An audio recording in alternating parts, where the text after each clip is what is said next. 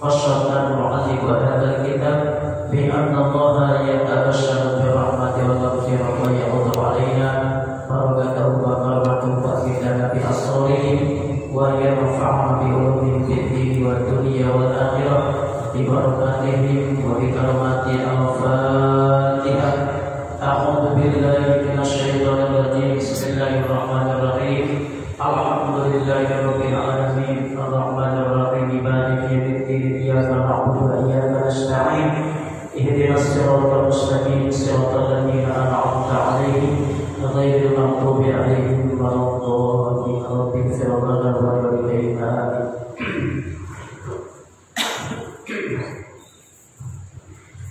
Bismillahirrahmanirrahim. Wa warada bi fadlika ahadithun katsiratun. Wa warada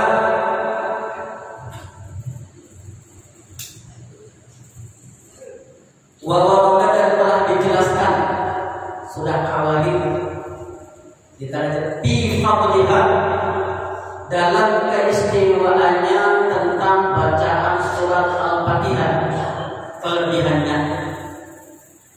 Min hamma wa musalsilun, setengah daripada minnya ditabid baik babayin wa tidak tilmamkinah.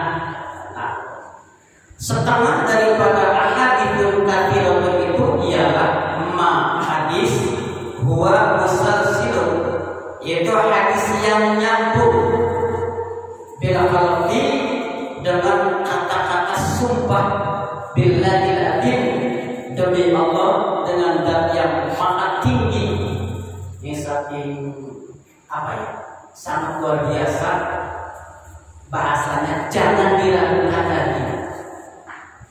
Jadi ungkapan-ungkapan sumpah itu kan, makna sumpah itu adalah taukid untuk menguatkan sesuatu yang akan disampaikan. Billahil azim, demi Allah al-azim yang maha agung, saking luar biasa, saking yakin pasti. Al-Adi al-Arabi dari seorang ulama yang namanya Adi al-Arabi.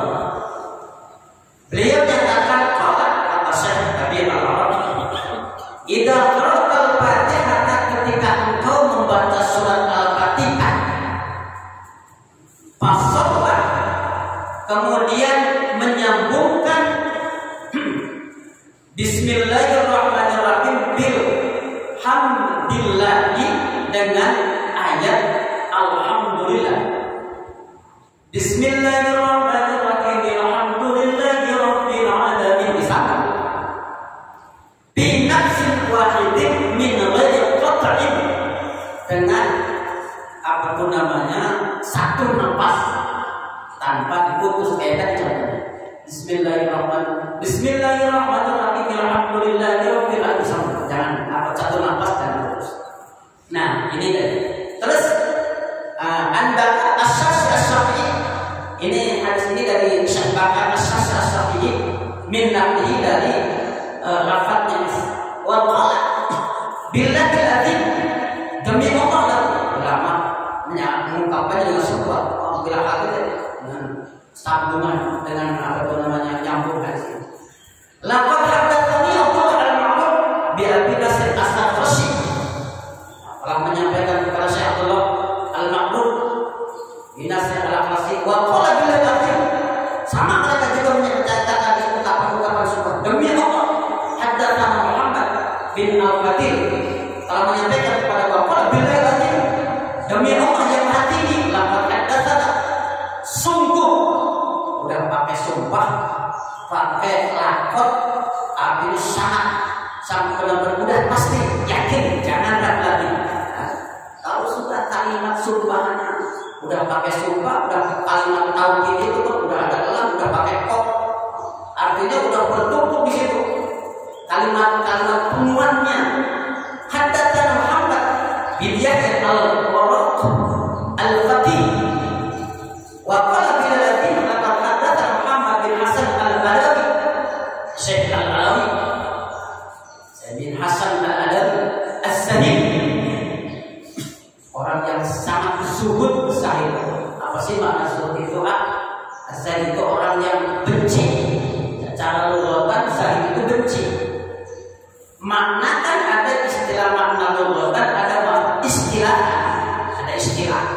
Secara umum makna zahid itu dia maknanya benci. Secara taksis itu bahwa zahid itu maknanya membenci kepada hal yang duniawi yang sekiranya tidak bermanfaat. Benci dunia yang tidak bermanfaat. Jadi maknanya ketika dunia itu manfaat, ya berarti kategorinya tetap apa? Suka dalam arti yang tidak bermanfaat. Jadi makna benci ada yang di pemahaman orang mana benci dunia itu nggak punya apa-apa. Identiknya kiai ulama itu identik. Kiai itu miskin, kiai itu bajunya rok dan lain sebagainya, nampak gak enak. Ini mentang-mentang begitu bukan seperti itu. Intinya bahwa zahid itu kata Imam Ghazali, hatinya itu enggak ada secuil pun ketergantungan kepada dunia, semata-mata hanya kepada Allah Subhanahu wa Ta'ala. Ini tolak ukurnya bukan berarti nampak dia itu kayak macam penampilan dia, bukan begitu ya. Zuhud itu benci kepada dunia bukan berarti miskin, identiknya dengan melarat. Maknanya benci kepada dunia yang sekiranya tidak memberikan manfaat. Tapi ketika memberikan manfaat, dunia itu bisa menjadi ibadah. Bahkan kata Imam Abi Hasan Asy'ari dalam kitab Syekhul Jalil, seorang ulama yang sholatnya khusyuk, bajunya bagus, sandalnya bagus, kendaraannya bagus, itu lebih istimewa ketimbang dibanding dengan orang yang biasa, pikirannya kemana-mana. Wah, Syaikhul Qadir Jailani itu kan seorang Sultanul Anbiya, rajanya wali, tapi konon dalam bagian manakibnya sandalnya paling mahal, kendaraan yang paling mahal, rumahnya paling mewah, hidup di tengah-tengah kota Baghdad, rumahnya bertingkat, duitnya banyak. Terus kalau zaman sekarang, mungkin kalau zaman sekarang Pajero-nya puluhan, kalau bukan kendaraan pakai kuda paling mahal. Itu satu kualitas. Tapi dalam pribadi satu kualitas secuil pun tidak ada yang apa? Yang senang. Apa makna senang? Begini, makna senang kepada dunia itu ya seseorang dengan dunia itu diperbudak. Artinya begini, dia mengejar dunia sehingga meninggalkan kewajiban. Itu yang disebut dengan apa pun namanya sangat-sangat diperbudak ini. Maka Syaikhul Qadir sebagai tolak ukur.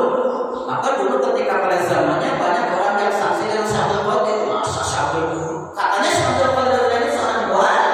Masa wali mobilnya apa, kendaraannya banyak, rumahnya 2 lantai, yang seharusnya seorang wali itu apa pun namanya nggak nampak kubudunya, tapi rumahnya di tengah-tengah kota Baghdad 2 lantai lagi, istrinya 4 lagi. Syaikhul Qadir Jailani, wah pokoknya luar biasa Syaikhul Qadir Jailani. Nah, artinya sebagai tolak ukur ketika istilah dipenuhi dengan keduniaan saja dia bisa meninggalkan, apalagi ketika ada tolak ukurnya. Kalau kita makan kadang-kadang istilahnya itu punya sedikit aja duit sudah lupa sama sholat, kan gitu. Disibukkan kerja, udah lupa kita gitu. Makanya sebenarnya apa tuh namanya tolak ukurnya itu bukan sebuah penampilan kesuburan itu, tapi hati. Asli di antaranya itu baik dia dengan sikap tentang masalah makannya, tentang pribadinya, tentang hatinya, tentang ucapannya. Saya punya gurunya abadnya Ahmad, namanya Fadilul Syekh Bagus Ahmad Bakri dari Banten, termasuk murid Syekh Nawawi Al-Bantani. Konon kata abad saya itu, kalau orang Sunda itu kan kiai ulama itu dipanggilnya mama sempur itu. Mama sempur itu sawahnya itu hektar, kebun kelapanya banyak sekeliling pesantren punya dia sendiri. Pokoknya sampai dinyatakan bahwa Mas Pur itu sawahnya itu sudah nggak boleh beli oleh pemerintah, saking banyak. Tanah itu nyambung, paling nggak pernah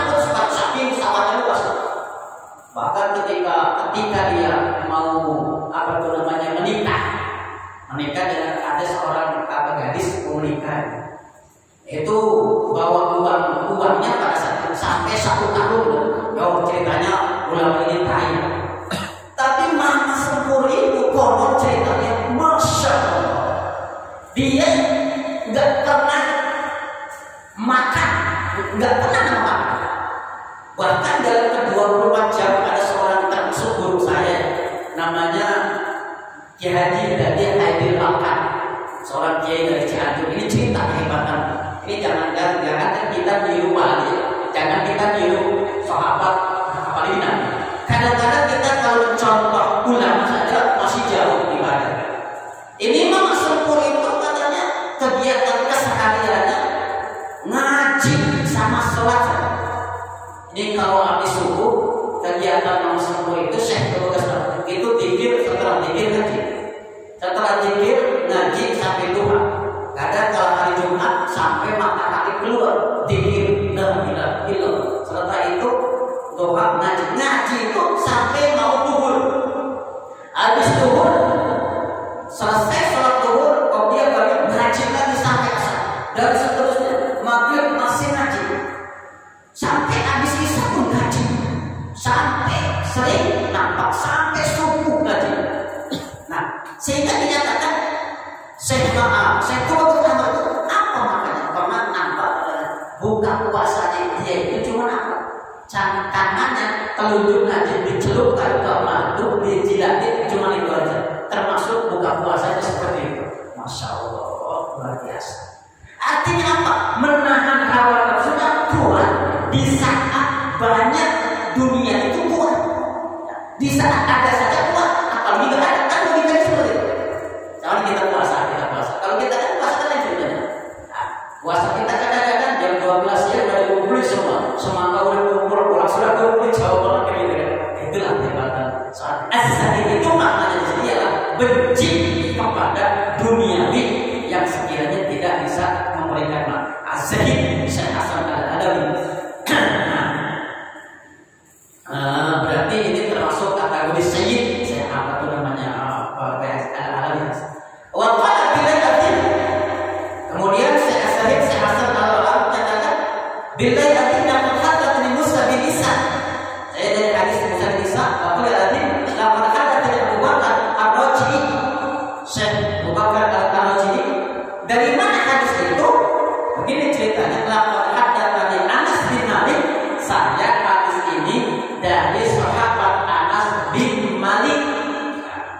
Anas bin Malik itu salah satu sahabat Nabi plus sebagai pelayan daripada baginda Rasul Sallallahu Alaihi Wasallam yang mendapat hadiah bunga dari Nabi. Karena Anas ini dalam kitab Al-Jabr dijelaskan, sahabat Anas ini selama 10 tahun mengabdi kepada baginda Nabi, tukang segala macam, tukang beresin tempat tidurnya, pokoknya sebagai pelayan. Sehingga keikhlasan dan pengabdian sahabat Anas mendapatkan doa dari baginda Nabi, Allahumma tawil umurahu wasaqi jasadahu waqtil ambanahu wa'ad. Ini sahabat Anas mendapatkan hadiah doa dari Nabi, ya Allah kata Nabi, panjangkan umur Anas, banyakkan harta Anas, banyakkan anak dan sehatkan jasad dari saudara-saudara. Dalam riwayat dijelaskan bahwa emang sahabat Anas ini kaya luar biasa. Sepeninggal Nabi katanya kebun kurmanya puluhan hektar. Sahabat Anas ini padahal dulunya masya Allah pelayan, dalam bahasa kasar kita orang yang sangat fakir miskin. Dengan doa Nabi langsung seperti ditayangkan oleh Allah, kebun kurmanya puluhan hektar. Bahkan kalau orang lain katanya kurma itu cuma 1 kali panen, dia sampai 2 kali panen. Yang tumbuh tuh dari pinggiran-pinggiran pohon kurma. Kalau orang lain rumput, dia itu bunga-bunga yang sangat indah. Sehingga keluar dari bunga-bunga itu, akar-akar bunga itu harum semerbak. Kesimpulannya, kebun kurmanya sahabat Anas persis kayak taman. Kemudian apa? Dia dianugerahi anaknya 90, laki-laki semua. Ada riwayat 99, laki-laki semua, ahli hadis semua. Pokoknya itu sahabat Anas. Nah, yang kemudian wasaqi jasadahu. Sahabat Anas itu umurnya panjang tapi sehat. Bahkan pernah riwayat ketika beliau wafat persis seperti bayi nampaknya. muda seperti bahkan ternyata seperti usia 17 tahun. Barokah dari sahabat dari doa baginda Nabi Muhammad sallallahu alaihi wasallam. Itulah sahabat Anas. Nah, hadis ini kata Syekh dari sahabat Anas bin Malik wa qala billahi alladzi laqad hadatha Muhammad bin Mustafa, dan hadis ini dari baginda Rasul sallallahu alaihi wasallam. Di mana? Dari mana Nabi? Billahi kata Nabi laqad hadatha Jibril. Saya dari Jibril. Wa qala Jibril juga bercoba billahi alladzi laqad hadatha Israfil. Wa qala ta'ala begini.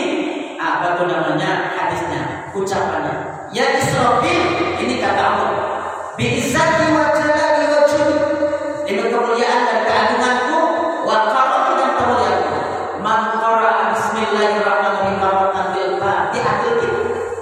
Kata Allah Subhanahu wa taala, barang siapa yang membacakan kalimat ayat Bismillahirrahmanirrahim alhamdulillahi rabbil alamin, dibaca dalam satu paket, bismillahnya diwasal dalam bahasa istilah itu dengan ayat Fatihah dan alhamdulillah marratan wahidatan sekali. Apa kata Allah? Isyhadu anni ghafartu lahu. Saksikanlah wahai para malaikat, saya telah mengampuni orang yang membaca surat Al-Fatihah dengan gaya semacam itu. Wa qabaltu minhu al-hasanah, akan saya terima seluruh amal ibadah. Wa tawajjahat, dan saya akan ampuni segala dosa dan kesalahannya. Wala akhara lisan minna, saya tidak akan pernah membakar lisannya dengan api neraka. Wa adbaru min adab qabri, akan saya selamatkan dari siksa kubur. Wa istirada wa adabina wal akbar, mati kaget. Masyaallah. Wa yalqani qabla al-anbiya wal awliya asma'i intaha, maka saya akan menjumpai dengan orang tersebut sebelum para nabi dan sebelum para aulia. Nah, timbul pertanyaan, apakah cara membaca itu dalam hal apapun? Kan kita baca surat Al-Fatihah kan ada di dalam sholat, ada di luar sholat. Jawaban gurunya apa? Dalam hal apapun. Dulu ketika jadi imam di situ Pak, pernah baca Fatihah dengan kayak seperti itu. Istilahnya diingatkan, baca Fatihahnya jangan kayak gitu. Baca Fatihah itu harus satu ayat saja. Oh ya, nggak apa-apa ya. Padahal ya, tak punya alasan. Inilah alasannya. Makanya yang termasuk dalam Nihayat Uddin itu dinyatakan seperti itu. Artinya orang yang membaca surat Al-Fatihah dengan cara seperti ini, maka sungguh keistimewaan itu sangat luar biasa. Biasanya dalam jarang orang seperti itu, tapi dalam apapun kata doa itu sah saja. Jamaah yang dirahmati Allah Subhanahu wa taala, mengingat waktu yang namanya guru itu kan sebenarnya cuma beberapa saja. Mungkin hanya ini yang bisa disampaikan sekelumit tentang masalah keistimewaan Fatihah. Mudah-mudahan apa yang tadi disampaikan pasti menyampaikan bahwa yang namanya pengajian bahasanya bukan menyampaikan, tepat yang mengingatkan bahwa yang namanya ngaji itu tidak ada istilah ngaji mubasir. Kata guru saya, ngaji itu ketika kamu belum tahu menjadi ilmu, ketika kamu sudah tahu, kamu tambah yakin. Maka dimanapun apa itu ngaji, saya sendiri saja ngaji itu paling senang. Sisi lain bahwa di dalam pengajian itu ada nilai ibadah, ada dosa. Kita dosa itu ada dosa yang memang tidak tembus, tidak hancur dengan tahajud, tidak hancur dengan doa, tidak hancur dengan umroh, tidak hancur dengan haji, tidak hancur dengan kurban, tidak hancur dengan menikah. Hancurnya dosa itu ketika duduk di pengajian. Ada dosa semacam itu. Sementara kita kan dosa kita itu kan banyak, kan begitu. Kita tahu dari mana, dari jalan mana dosa kita itu diampuni, kan kita tidak tahu. Maka dengan harapannya selesai sholat subuh, setiap ada kajian, mari kita sama-sama ngumpul pengajian siapapun.